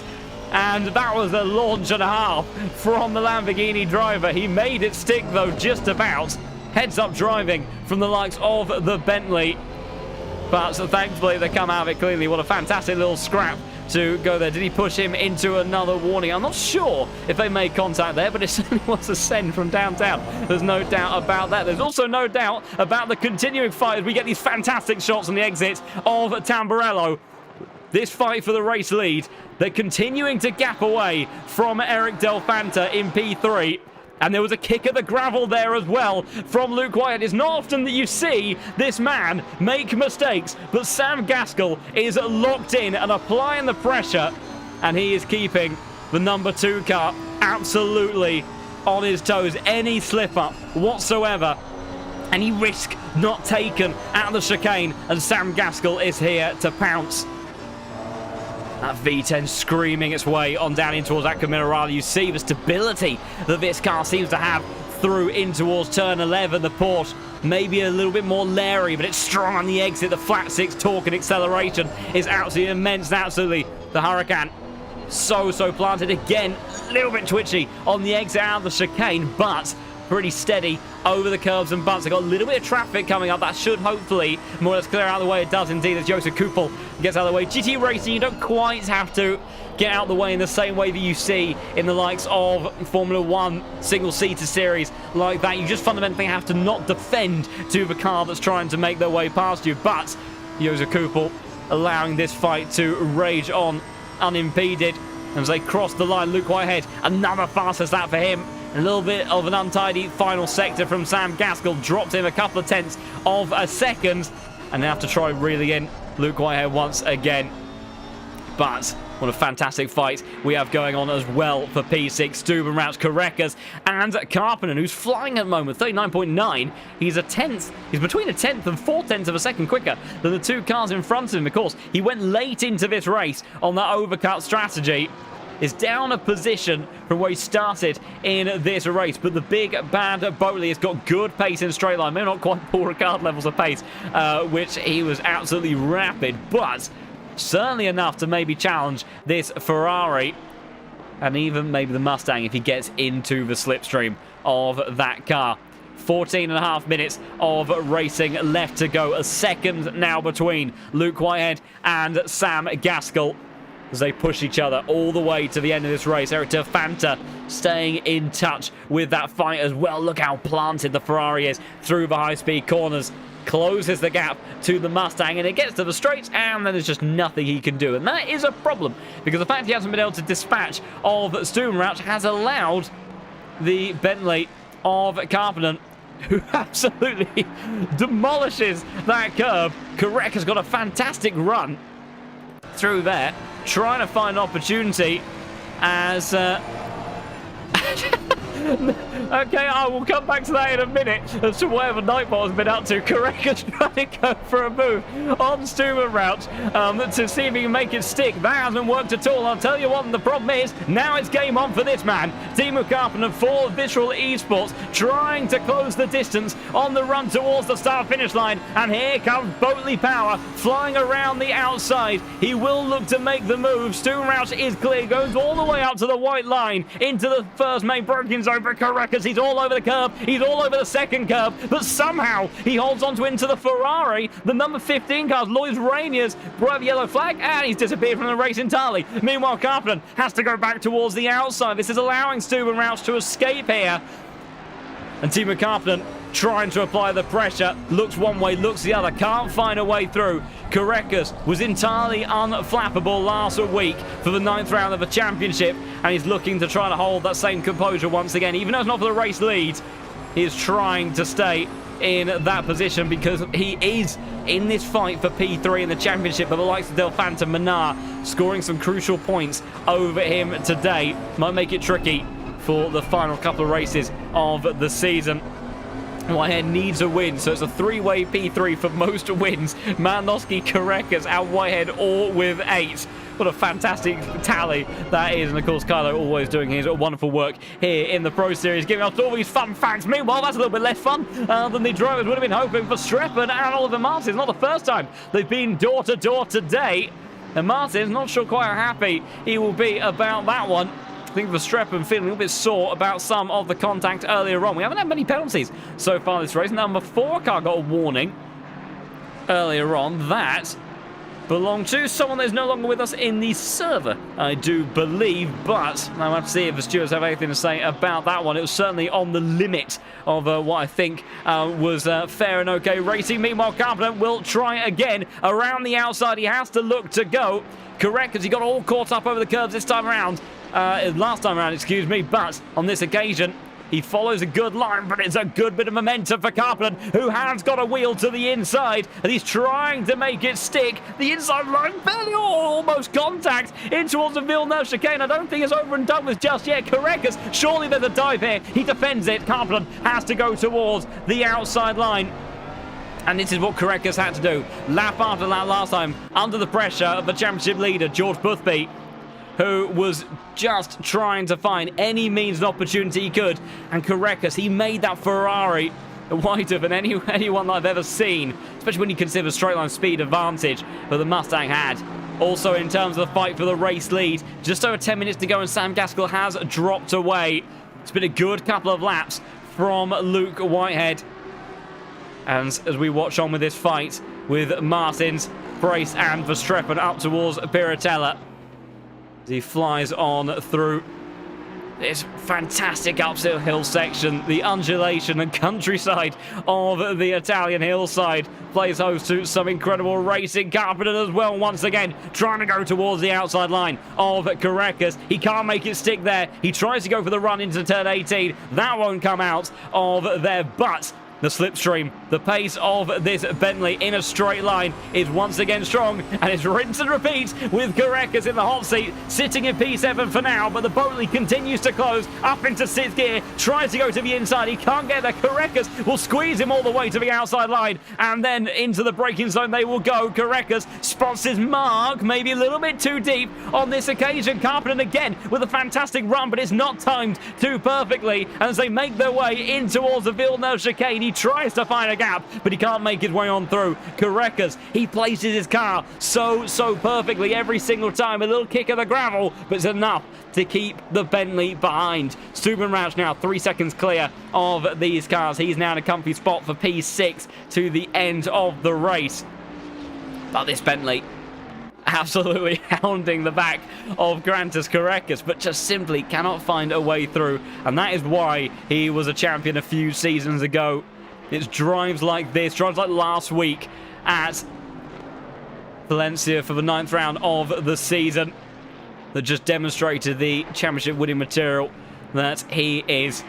Karppinen thinks about a move up the inside in towards Variante Alta, but unless you are side by side. That was never going to come off there. Support there for Mr. Carpet as he continues to bear down this challenge onto the number 6 car. Could even have a run. And Korekas, I think, knows that he's middle of the road defending, trying to stop the Visceral Esports car from making his way alongside. And it'll all go once again. It's also kicking off further down the order. Look at this. Johannes Price trying to go towards the outside line of Oliver Martins. Can't make it stick there, and he'll lose the momentum on the exits. So those gaps will open up. So we will head back towards Timo Carpenter. He's lost a bit of time there on the run out to the final term. So no such luck for him. Also, 2 seconds now. Almost the gap between Sam Gaskell and Luke Whitehead. But it only needs one mistake from the race leader to have that gap close on once again. Also, big thank you there for the kind words in the chat. Do my best here in the Pro Series, and I'm just grateful for each and every single one of you joining each week, watching some of the very best on ACC go toe-to-toe for some wonderful prizes and put on a show at some of the greatest circuits there are in sim racing and GTs. Sam Gaskell, he's been absolutely fantastic this evening. And he's been keeping Luke Whitehead honest the entire way. Another small mistake through Aqua Minerale. He's trying to close that gap, but he is running out of time. I think his best chance came from that undercut right at the very start. But who knows? Track limits, they can strike down at the most bizarre times around here. And so we could see everything be turned on its head in the closing stages of this race. Meanwhile, closest fights on circuit, Korekas versus Karpinen. It is still the Lithuanian that stays in that P7 spot. We've got Campanella continuing to try to claim his way back up through the order after that contact with his teammate. Earlier on, Samir Foch, the P16 Mustang that sits just up ahead of him. And Steven Lamborghini bouncing his way through there. Josef Kufel has brought the yellow flag. And that's a rather slow-moving Porsche. I think he might just be getting out of the way of the fight that we shall immediately rejoin here as we go back on board with Timo Carpenter. He's got a big run down towards turn number 2, Korekas. He just knows how to position the car perfectly. He didn't need to hold the inside line that time around, so he took the space on the outside, and that stops Timo Carpenter from being able to get a run in towards the Villeneuve chicane. He'll close by the time they get towards turn 5, but it's not quite close enough in order to make something happen. Oh, that's good momentum there, and it's very good momentum. Korekas almost still about defending the inside line. There was a clip of the grass. Timo Carpenter hold on to her as he manages to drift the Bentley for what felt like an eternity in towards the toaster hairpin. Big oops indeed. We'll go from one Bentley to the other. There's a darn tree in the way from the cameraman. Indeed, it's not the first time we've come across that tree, as now is also side by side. All the Bentleys getting the action in the closing stages of this race. Martin Verstappen battling alongside as Johannes Price fancy to move into here. The tree still in the way, and on the exit, the forest just about squeezed out of space there. We'll try to use that flat 6 power to find an opportunity on the run up towards Piratella. Can't make it stick, and we'll have to wait for another opportunity to come round. I tell you what though, in actual fact, there's a fight here on the horizon I wasn't quite expecting. Last time around, George Buffy 0.4 of a second quicker than Eric Del Fanta, and whilst he doesn't need these points, he'll certainly be trying to make that championship that has eluded him for so many seasons ever more secure on a day that could be very, very important for the championship. He is very close to getting back onto the podium once again in the number 1 car. Not the race-winning result that you would have wanted in that Mustang today, but certainly a result that was put a smile on his face nonetheless. Campanella and Samir Foch battling away as well. Johannes Price sending it down the inside onto Verstappen. The inside line in towards turn 18 will give him the position, but it may be a drag race towards turn 2. Who knows? George Boothby, there you go, 0.4 of a second now behind Del Fanta. Del Fanta, of course, pitted quite early. George Boothby went a bit later, so he will be finding opportunities here. Lawrence Vassner scrapping away as well as Christopher Strechford. Bentley power allows him to just proceed and waltz his way on by the Porsche. Despite the dive from Brace, it is not lived for very long, so have to find another opportunity shortly. Carpenter still unable to dispatch of the Ferrari 296. Korekas ahead of him, who continues his defensive streak with this then three-way fight, just outside of the top 10. Duacop, Lawrence and Vassner There, Michael Frey up ahead of him, up 4 positions, up 6 positions for Oliver Martins. But I wonder if Gaskell is close to a drive-through, so he's going safer. Could well be indeed. Not sure what the warning situation is on Luke Whitehead's side, but he has certainly got to keep himself neat and tidy towards the end of the race. Can't afford to make a mistake. Just a couple of laps or so left to go. Here's an opportunity presenting itself for Martin Lawrence. Will go on board the front right corner of the number 17 car. I think Florian Duakov, he's gone very deep on the brakes. Is he too deep? He's got it just about stopped enough, but crucially has lost a little bit of momentum. And now, how does this Bentley fare? There's the Aston Martin just behind. You might catch a glimpse of it in the rear view mirror on the door as they head on down towards turn 2. Bentley versus Honda. Here comes the Bentley. Starts to supercharge its way up towards the back end of the number 5 car. Verstappen sent it. Oh, and there's a bit of a twitch there, and I think Bassner will be there to pounce. Surely he's all over the rear diffuser of the Bentley, but he just can't quite find his way through. We're going on board with the Aston Martin driver in towards the Villeneuve chicane. They will go. Takes a chunk of curve. Takes another chunk of curve. Trying to find the gap. There's a little bit of a gap now between Lawrence and Duakov, and Bassler would love to slot up ahead in towards P12 as he continues to try to make his charge back up through the order. But unfortunately on this occasion, Bassler not going to come off there, so we'll have to see. Just a couple of laps left to go. Luke Whitehead making his way towards Ravazza for the penultimate time, as he will have to start. Have 2 more laps left to go in this race, and Sam Gaskell, he's trying to push. He was quicker last time around, but not quick enough really to pose too much of a threat to Luke Whitehead on this occasion. Eric Delfanta still coming under pressure from George Boothby, who again was a 10th or so quicker, so it is heating up for the podium fight. Timo Karppinen once again locked under the rear wing of the Ferrari 296, trying to see if there's an opportunity in towards turn number 2. He's definitely closing. Korekas defends the inside line. Timo Karppinen, he's not going to try to hang out around the outside. He'll try to go for the switchback. Oh, awkward run for Korekas. That could give the run that Karppinen needs, but Korekas does exactly what he did last week. He places the car every single time, pixel perfect, and he can never build up enough momentum to find a way on by. And Karppinen, with all of his battling, is allowing Aidan Walsingham to sneak up behind the Bentley driver, and only take one mistake, and the Mustang of Aidan Walsingham, who is fighting, of course, for those top 3 positions with the likes of Korekas. He won't hang about to try and find an opportunity into that 8th place position. Meanwhile then, as we head towards the start-finish straight, this will be effectively the final run towards the braking zone of turn 2, and might be the final opportunity for George Boothby to go for a move into the podium positions. The championship leader looking to continue to extend his lead over all of his competitors, with Luke Whitehead, his teammate, leading the way.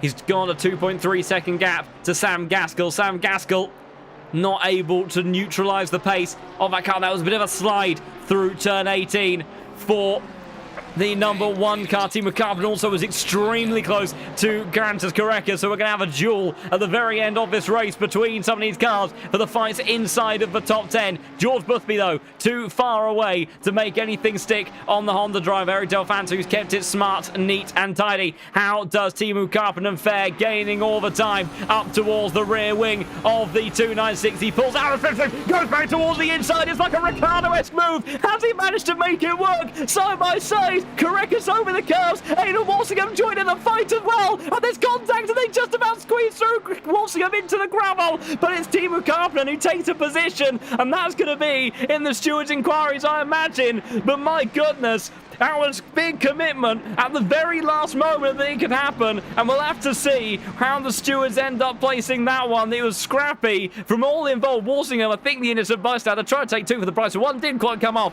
and ended up in the gravel trap. But my goodness, it all comes together in the final part of that. Martin Lawrence and Florian Duakov applying the pressure as well. Scraps up and down the order And Luke Whitehead, he's had them as well. He comes through the very anti-outer chicane for the last time. He's got a little bit of traffic to deal with, but other than that, there won't be too much on the horizon that he needs to worry about. He's been pressured for so much of this race from Sam Gaskell, who's put on a terrific drive for Visceral Esports today in the Lamborghini, but sometimes greatness is great, and the two-time Pro Series champion of Luke Whitehead is going to rise to the top step of the podium once again to make it 10 different winners in as many races. Luke Whitehead wins at Imola. Sam Gaskell will take a fantastic podium for Visceral Esports in P2. Eric Del Fanta holds on home soil to round out the podium. George Boothby takes a great batch of points once again for P4. Minar will be followed by Stubendrauts. Karpinen will finish P7 on track. We'll have to see if there's anything that changes the order here with Korekas behind, Walsian behind him, Lawrence scrapping away with Florian Duakop all the way to the end, but it will be Duakop, the German driver, that will see the line just ahead of the Bentley driver. It was Luke Whitehead that got fastest lap of the race at 39.787. They were in the 0.6, I think, at one point. Nicholas Huber just loses out to his teammate at the line. A sore and difficult day for a number of reasons for the man that sits P2 in the championship. Our final fight on circuit will be between Lewis Petzold and Patrick Nagy for 23rd position. But what an evening of action it has been here at Imola. It's just such a good track. We knew it was going to be fireworks all the way to the end, and he has absolutely delivered the action in bucket loads once again. But it's Luke Whitehead that puts himself in, I believe I saw the stat earlier from Kylo, the equal third winningest driver in Pro Series history. And a fantastic way to do it as well. Here he is, sitting in the pit lane, but I'm sure a very, very happy man, as drives will hopefully join us for an interview very, very soon, as Imola has been just exceptional. But can you believe 10 different winners? 10 different winners in as many races. The Case King Pro Series, it has always delivered the goods, the drama, the action, the glory. But never have we had a season so unpredictable as well. And even 10 different pole positions. Kylo, the wonderful statistician you are, just making this even better.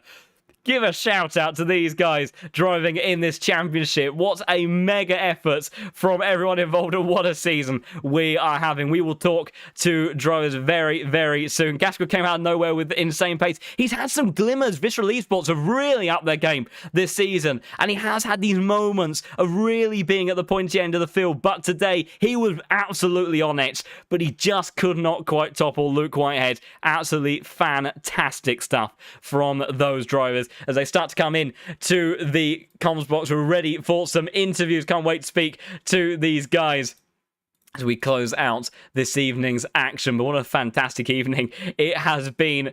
Drivers putting on an amazing show up and down the grid. Everywhere you looked, all the way to the end.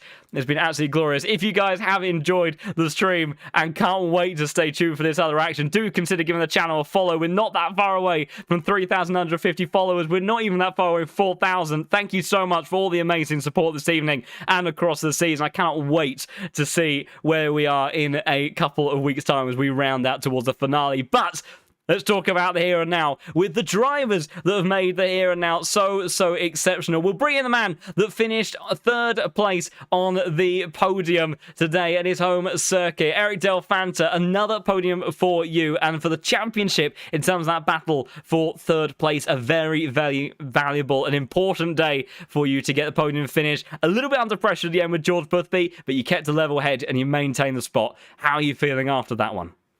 Good evening, everyone. Thanks. Yeah, I'm pretty happy. I'm pissed about the first lap because I had a rookie mistake. But then I had the third warning 30 minutes before the finish of the race. So I was so careful, and in the end, it's a good result for the championship. Yeah, absolutely. And, you know, whilst I don't want to take you too much through what I imagine is the most disappointing moment of your evening, obviously you put together that incredible pole position, and then at the start of the race, it's so easily done. You know, you're the first one in. Anymore. Say again, Eric? I don't hear you anymore. Now, yes. Oh, okay. Maybe we had a moment. Hopefully, I think we're still okay. That's yeah. So at the start of the race, obviously you're the first one barreling down towards turn 2. You've got all that pressure of the cars behind. Luke Whitehead trying to go around the outside of you. Missing your braking point there. It's so easily done, but. How do you then, after that moment, come out of the chaos, run through a gravel trap, and then try to just, head down and then make use of the race results and race pace that you clearly had? How do you go about that process as a driver? Yeah, I was a bit frustrated, but yeah, I had to go. I had to go, and yeah, I took the first 2 warnings in 10 minutes, so I was pushing a bit too much, and then I was a bit more careful because I don't want to take away a 3rd place, which is very good. Yeah, absolutely. Of course, in terms of a championship situation, consistency is key, and you're fighting for P3, and is fighting for P3 in the championship, and definitely consistency is going to be the important thing at the end of this one. Yeah, a good, fantastic effort from you nonetheless. For next week, we will be heading to Kyalami for the 11th round of the season. Any thoughts or feelings as to how that one may play out for you? Honestly, I don't know because I never drove this car Kyalami, so we will see. I don't know also how is the BOP. But yeah, we will see next week. I hope it can be good. Absolutely. With the way that this season has been going, I have no doubt it will be a busy and crazy one indeed. And very excited to see how you get on. Eric, congratulations on the podium today. Fantastic stuff for your championship campaign, and best of luck for Kyalami next week. Thank you very much. Have a nice evening. Take care, Eric. Fantastic stuff there to talk to the man that finished P2 today. P3 today in this crazy race. He would have wanted a little bit more, but still some fantastic points for him. And a driver that today has an incredibly busy evening of action. He was cheered on by so many in the stream chat as well. Sam Gaskell. A huge congratulations to you making your way onto the podium. I'm sure that there'll be a little bit of frustration, disappointment to not come away with just a bit more and get that maiden victory in the Pro Series. But what a drive you have had today, and how brightly you have shone here at Imola. Talk us through a little bit about how you're feeling after that incredible race and a P2 finish. Yeah, thank you. I'm definitely quite ecstatic, that's for sure. Definitely nervous as well. But yeah, overall, good race, good pace. Second stint obviously was a bit scruffy, but we worked with it, did my best, and yeah. Absolutely, it's Imola. It's such a tricky circuit to push at. There are so many threats in terms of the corner cuts at so many different places that when you're trying to go toe to toe, he's a 2-time Pro Series champion that you were fighting with, and there's not too many other drivers on the grid that I think will be able to withstand the level of pressure that you apply. But Luke, he's a special breed in that Porsche. But yeah, a tremendous effort from you nonetheless. And we've seen glimpses of this incredible pace from you at various points of the season, but today was obviously a really kind of meteoric rise in towards that top group. Did it come as a surprise to you how competitive you were in the Lamborghini today, or were you coming into this round with confidence that you could compete with the very best? Yeah, well, I did come in with confidence quite a bit, actually. Me and Luke did quite a lot of practice together in the practice servers and in private servers. And yeah, I've always been relatively quick here in a lot of cars, Lamborghini especially, so I was looking forward to this round for sure. This definitely would have been my best result, and it was so far, so yeah, and I'm glad I got P2, obviously. So. I can almost hear the adrenaline leaving your body at the moment. So trying to sustain that level of precision for that long, it's a tricky task. There is no doubt. But yes, an exceptional effort from you this evening. And whilst a lot to enjoy and relish in from tonight, I do want to cast your mind over to next week, where we're heading to Kyalami, a circuit that at times in the past has actually been very, very good for the Lamborghini. Of course, it's sometimes a little bit tricky to see how it's going to play out. We've got the custom bop here in LFM in the Case King Pro Series as well, so that can change things up a bit. But any thoughts or feelings as to how maybe you can take this fantastic result and momentum and translate that into the 11th round of the season? Yeah, I'll definitely try and carry this confidence and pace into the next round at Kyalami. I mean, the bop for Lambo usually is pretty decent there, and I quite like the track. I've had a few instances in the past where it's been a bit tricky. Obviously with racing, it's quite a close track, and there's a lot of places where you can make moves. But hopefully, yeah, I can take the pace and hopefully be in top 5 again, maybe for the podium, because I've got a lot of confidence to that track as well. Absolutely. Sounds like a plan. And for all of those that were cheering you on in the chat as well, I'm sure that is music to their ears as we head into the close stage of the season. Sam, an incredible evening of racing from you. A huge congratulations on your P2 finish and best of luck heading into Kyalami next week. I think it's going to be a cracker for you. And you have so much support of people looking forward to seeing how you get on. Thank you very much. Have a good one. Take care, Sam. Take care.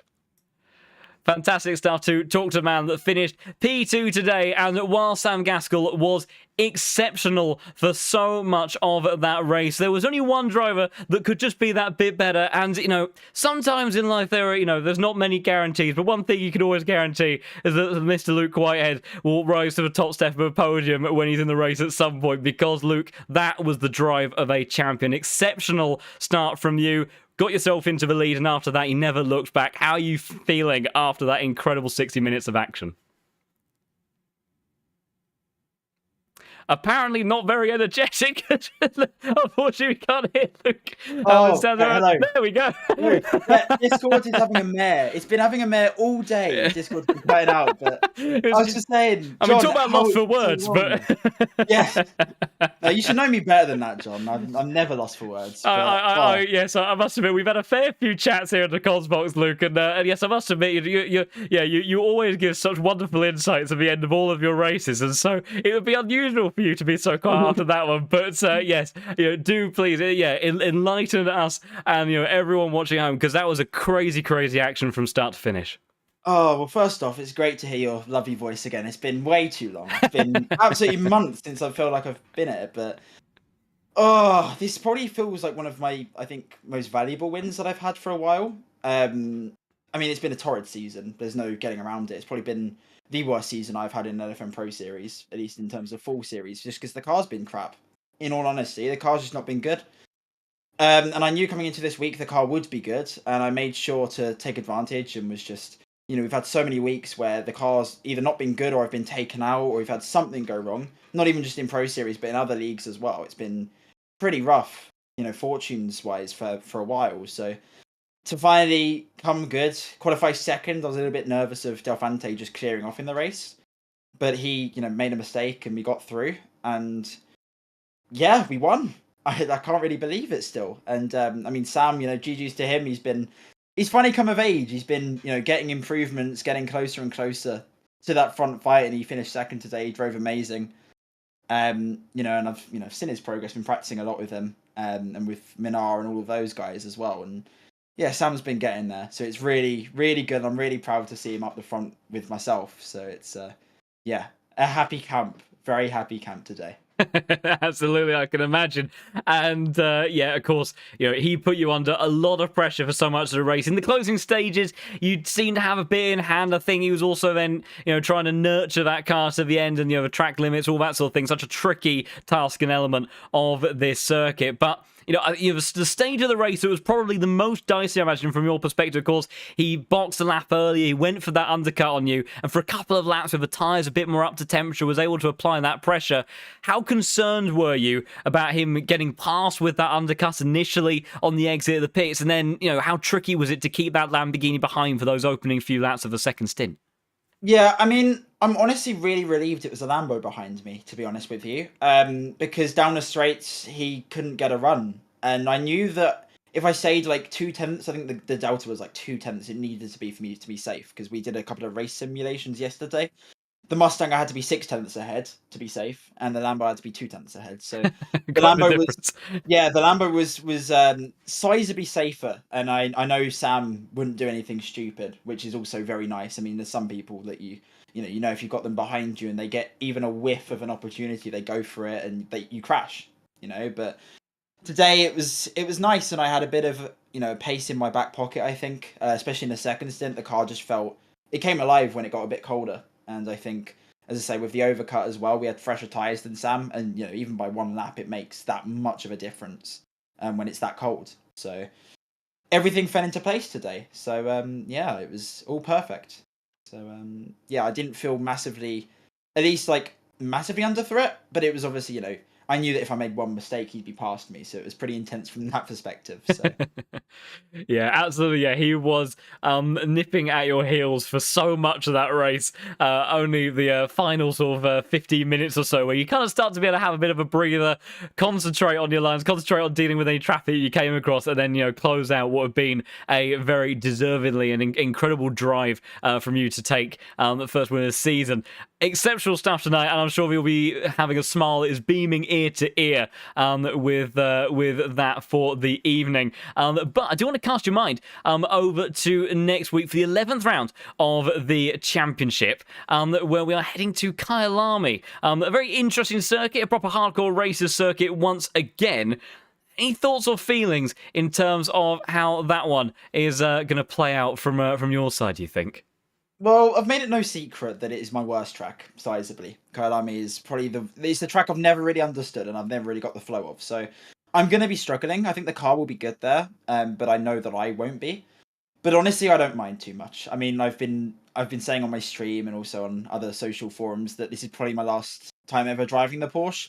But I've got one last win in the season, and I can rest happy now. I don't really care what happens for the rest of the season. I know I'm not going to achieve anything in the championship, but I got to win. That's what I wanted. So I can, whatever happens. I don't really care too much. I just hope that George wins the championship. That's my only purpose now. Make him win.